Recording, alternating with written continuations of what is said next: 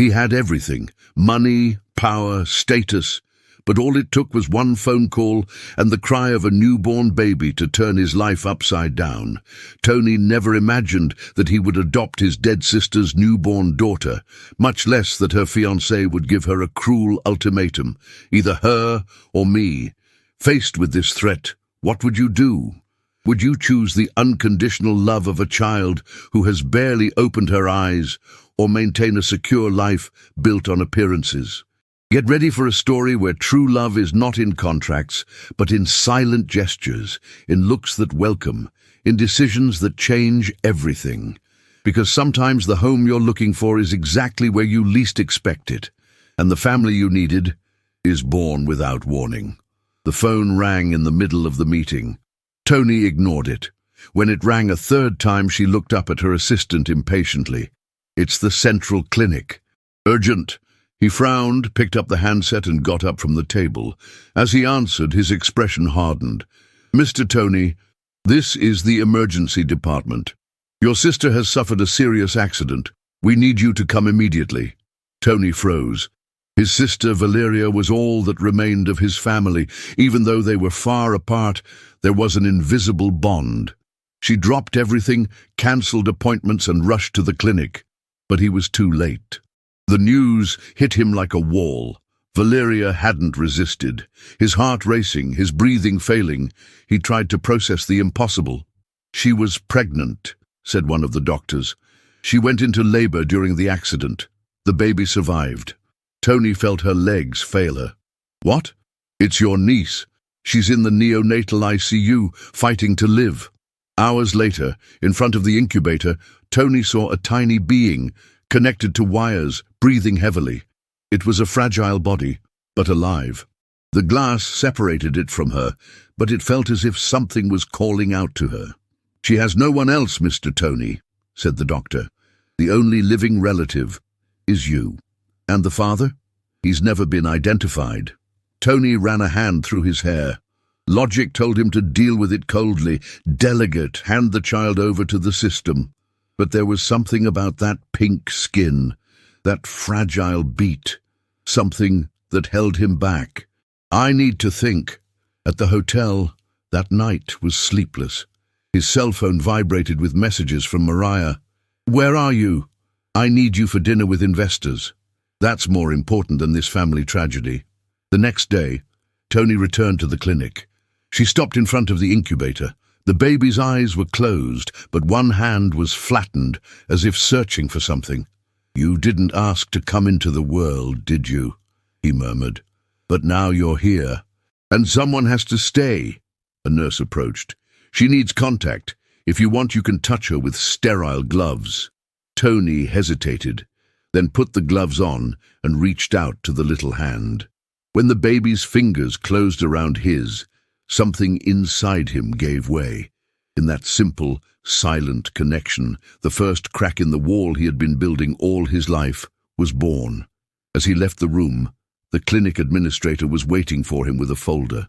"We need to decide her future, sir. Either you take custody, or she will be put up for adoption." Tony took the folder. He looked at the paper, then at the ICU door. She didn't say anything, but in her eyes, an answer was beginning to form. Tony walked in silence through the hospital corridors, the sound of machines and hurried footsteps echoing around him like a distant hum. Each step took him back to the incubator, where his niece stood like a little miracle, surrounded by soft lights and alarms. The doctor in charge was waiting for him. "She's stable, but still under intensive observation. She's a fighter." He nodded, looking through the glass.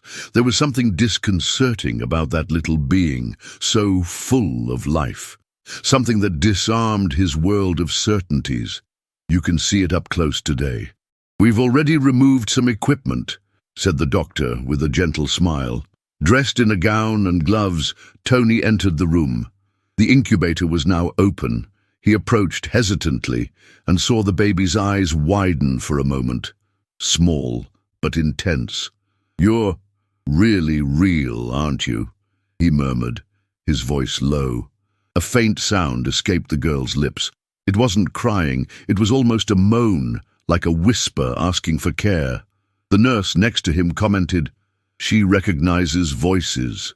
"You spoke to her yesterday, didn't you?"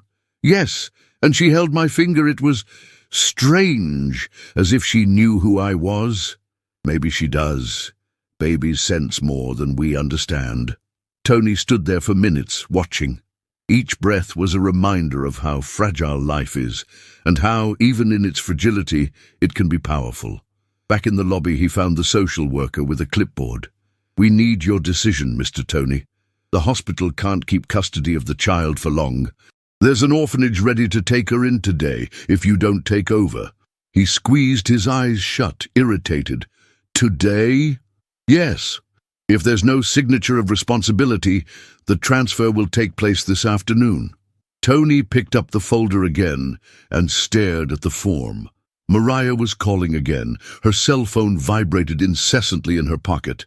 "If I sign this, my life will change forever," she muttered. The social worker nodded. "That's true. But so does hers." Tony put her cell phone away, took a deep breath and signed. "Her name will be Clara." The caseworker looked up. "Clara? That's the name my sister wanted to give her according to her diary." The hospital went into motion. The provisional guardianship process began. The medical staff smiled, and for the first time in a long time, Tony felt something akin to meaning. On the way out, walking to her car, she received a message from Mariah. "I need to talk. Urgent."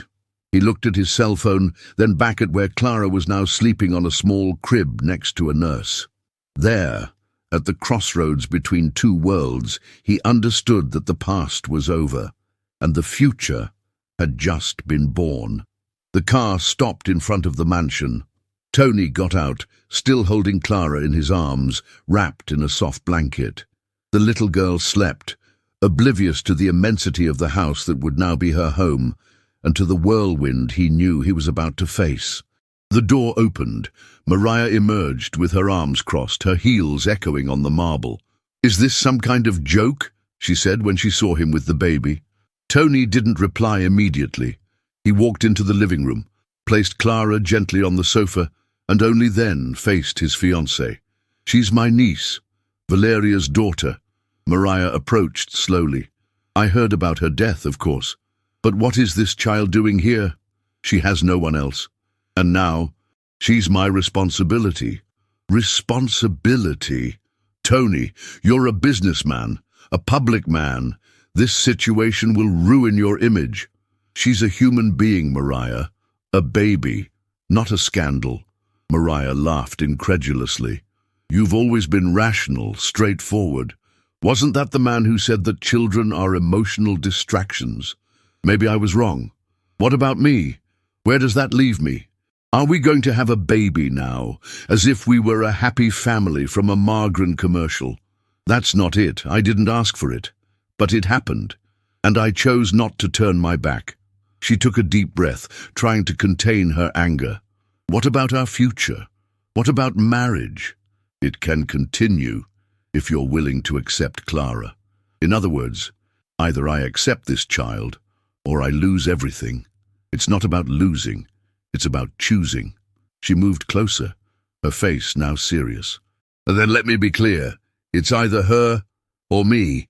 The sentence fell like a blade. Tony felt the weight of her words, but also realized something she had never felt so clearly before. A certainty. "Are you forcing me to choose between a fragile life that depends on me and someone who's willing to walk away if things don't go exactly to plan? Is this blackmail, Tony?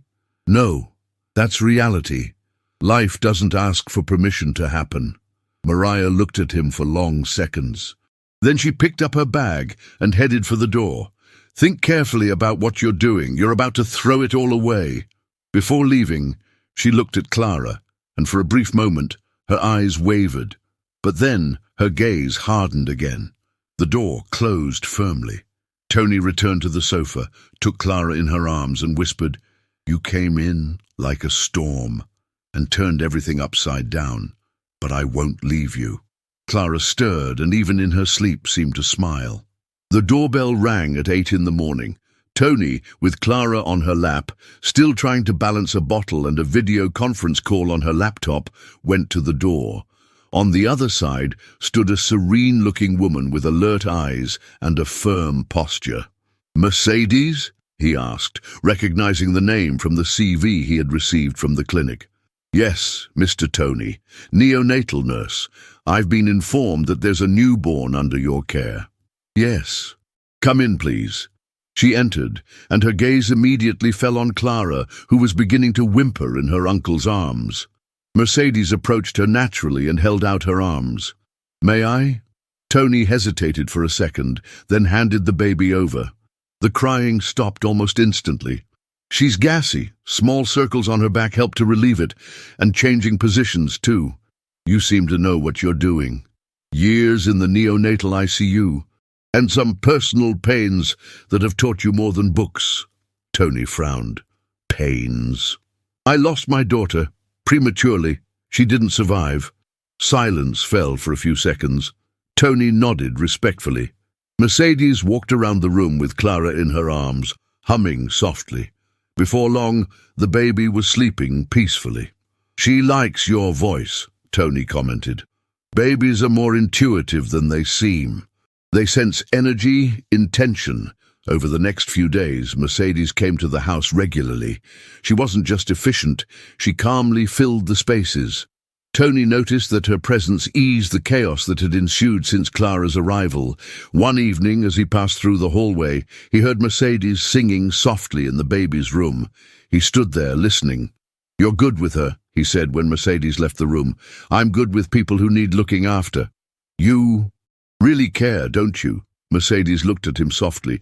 "Looking after her is like looking after myself, as if somehow I'm healing what I've lost." Tony didn't know what to say. There was sincerity in her words, and a kind of surrender he hadn't seen for a long time. At dinner that night, Clara fell asleep on Tony's lap. Mercedes watched, smiling. Between sips of wine, a comfortable silence settled in. "Do you think I'll manage?" he asked softly. "You already are." "Do you know why?" "Why?" "Because you stayed." The next morning, when Tony went down to the cafe, she found a letter from Mariah under the door. Just one sentence. "Don't give up on me. There's still time." He looked at Clara, then at the envelope, and for the first time, he was in no hurry to open it. Mariah's letter remained unopened on the table, ignored for 2 days. Tony, between bottles, reports, and sleepless nights, seemed to deliberately avoid the content that she knew was predictable. More demands, more veiled threats. Perhaps a last attempt to control what had already slipped out of her hands. That morning, while Mercedes was putting Clara to bed, Tony approached the office window, the envelope still intact in one hand. "Are you going to open it?" she asked without looking directly at him. "I don't know if it's worth it." Mercedes didn't insist. She just said, "Sometimes what we don't listen to protects us more than we think." But fate didn't seem willing to wait. That same afternoon, Mariah showed up unannounced. She rang the doorbell loudly. Mercedes answered, and the tension was instantaneous. "Is he in?" "Yes, he is. But maybe I should have told you before. I'm his fiancée. I don't need permission to enter." Mercedes walked away. Mariah entered like a hurricane, her eyes scanning the room until she found Tony with Clara in her arms. "You look too comfortable in that role." Tony didn't even bother to hide her tiredness. "What do you want, Mariah?" "I want to save what can still be saved. I want to understand why you lost your way." "Lost myself, or have I finally found myself?" Mariah crossed her arms. "Don't you realize what you're doing? You're burying yourself in a life that was never yours. And what would my life be, according to you? Endless meetings, parties with people we hardly know, goals and appearances. That was the plan, and it was working. For whom? Not for me." She moved closer firmly. "You're falling in love with that nurse, aren't you?" Tony remained silent. Mariah smiled bitterly. "I knew it. This has nothing to do with Mercedes. It has everything. She came in and gave you an excuse to get away from us. Do you want to know the truth, Mariah? Clara changed me. And maybe Mercedes is just reminding me that there are more humane ways to live. So that's it. She moved closer to the baby. You're going to throw it all away for a baby and an employee? Don't talk about her like that, and don't talk about Clara with contempt. Mariah walked away, furious. If you don't make a decision, I will. I'll tell the press. I'll expose this story. Your name, your career, everything will collapse. Tony looked at her sternly. Do what you want. Just don't come back here. She remained motionless for a few seconds, then slammed the door. Mercedes appeared in the hallway, Clara in her arms. Are you all right? I'm fine. I'm just tired of living in fear of who I really am. Mercedes stared at him for a moment. And who are you now? Tony replied, looking at Clara. Someone who has something to fight for. The house was plunged into silence when Mercedes finished putting Clara in her crib. The baby slept soundly, her face serene, as if she were oblivious to all the chaos the adults were creating around her. Downstairs, Tony was sitting on the balcony, looking out over the garden. The glass of wine in his hand remained untouched. Mercedes approached him and sat down a few meters away, respecting his space but feeling it was time to speak. You love her, don't you? He didn't answer immediately. He continued to stare into nothingness, as if looking for an answer he didn't want to find. I'm not talking about Clara, she added. I'm talking about Mariah. Tony sighed. I thought you were. For a long time I thought it was love. But now I look back and see more of a signed contract than a lived feeling. Mercedes nodded understandingly. Sometimes you get more attached to the idea than to the person. He finally looked at her. What about you? Have you ever become attached to something you knew wasn't yours? Yes, she replied without hesitation. My daughter's life. I thought I could hold on to her tightly enough to stop her from leaving, but not all love is enough to win certain battles. The silence returned, this time thicker, until Tony, her voice low, murmured, I'm afraid. Of what? Of getting too attached, of losing, of becoming vulnerable. Mercedes moved a little closer. You're already vulnerable, Tony. You just don't want to admit it. Just then, his cell phone vibrated. A new message from Mariah. There's still time. Think about it. She's not worth all this. He deleted the message without reading to the end. Mariah thinks I'm with you. Mercedes raised her eyebrows in surprise. Are you? I don't know, but sometimes when you talk to Clara, it feels like it's with my heart too. Mercedes remained silent, moved. She looked at him steadily. You need to sort this out before you become another divided man. I'm not a woman for half a space. She got up and headed for the door. Are you leaving? Not now, but if you don't know how you feel, I will.